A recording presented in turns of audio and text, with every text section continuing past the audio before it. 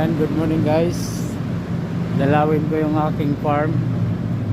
Ito, may kakamada na naman ako guys. Mga oblaston dumating. Ito, mga obas. Yan, red grapes. Ka-iskamada ko muna itong mga nakabakal na pinatid dito guys ng Pakyawan.